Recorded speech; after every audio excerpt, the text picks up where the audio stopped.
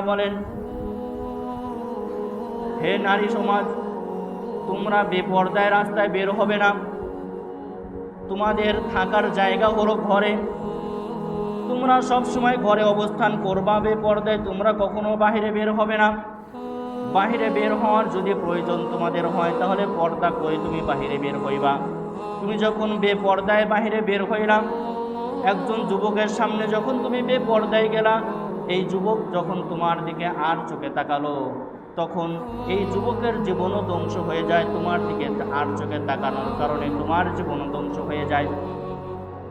যুবক যখন তোমার চোখে জিনার দৃষ্টিতে তাকাইলো, তখন যুবকের গুনাহ হলো। তোমার দিকে যখন তাকাইলো, তোমারও তখন গুনাহ হয়ে যায়। এই জন্য আল্লাহ তাআলা বলেছেন, হে নারী সমাজ, তোমরা সব সময় ঘরে অবস্থান করবা। যখন তোমার বাহিরে বের হওয়ার প্রয়োজন হয়, তখন তুমি পর্দা মেনে বাহিরে বের হবা। বেপর্দায় কখনো বাহিরে বের হইবা না।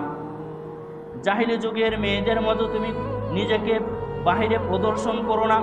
জাহিলি যুগের মেয়েরা বেপর্দায় চলাফেরা করেছে, এই জন্য তারা বায়ের হাতে গুণ দর্শিতা হয়েছে।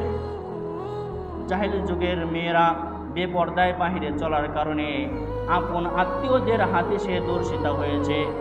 সে কখনো নিজেকে আপন জনদের থেকেও রক্ষা করতে পারে নাই।